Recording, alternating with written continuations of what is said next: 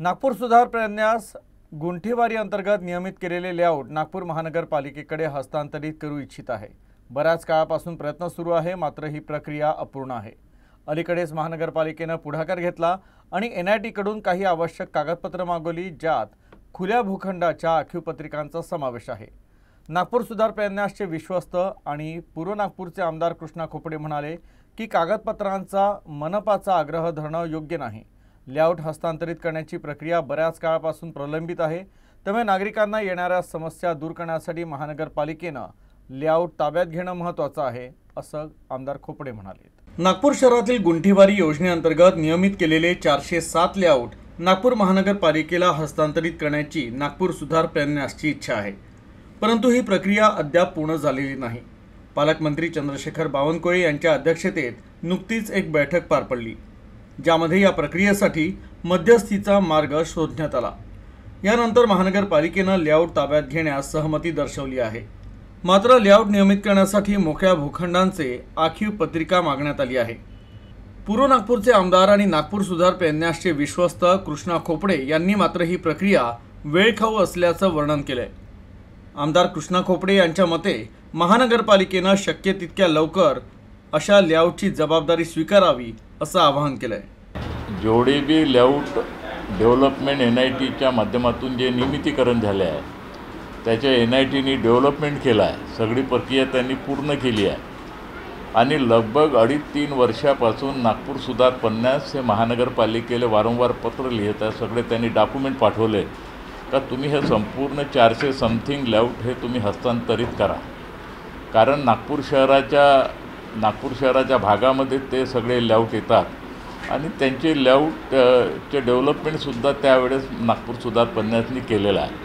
आता महानगरपालिका इतका विलंब करत आहे आणि त्यामुळे त्यावेळेसचे केलेले डेव्हलपमेंट आज अस्तित्वात असेल का ते अडचणीचा भाग आहे।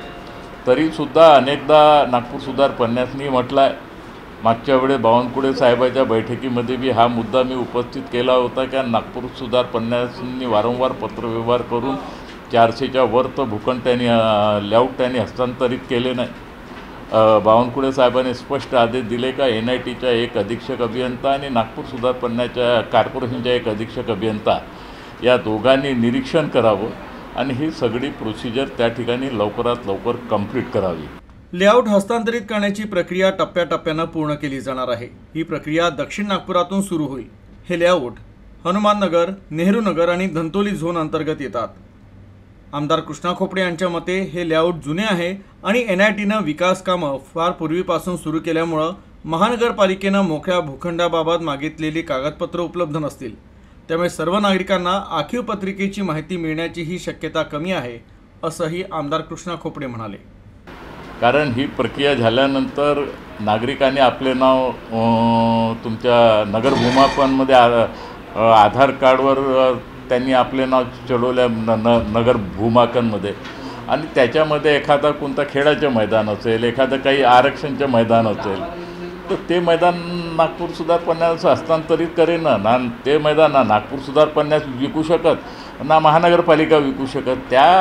ते जे उरलेली जागेवर काहीतरी तिथं आरक्षण असेल त्याप्रमाणे कॉर्पोरेशनने कारवाई करावी। त्याच्यात नागपूर सुधार प्रन्यासकडे बोट दाखवून फालतू वेळेपणा काढायचा हे महानगरपालिकेचं धोरण सध्या मला बरोबर दिसत नाही आणि त्यामुळे आम्ही वारंवार म्हटलं आहे की महानगरपालिकेच्या आयुक्तांनी याच्याकडे लक्ष द्यावं आणि हे सगळे लेआउट जे नागपूर सुधार प्रन्यासनी वारंवार पत्रव्यवहार करून तुम्हाला सांगितले ते आपण हस्तांतरित करावा। नागपूर सुधार प्रन्यास ही प्रक्रिया शक्य तितक्या लवकर पूर्ण करू इच्छित आहे।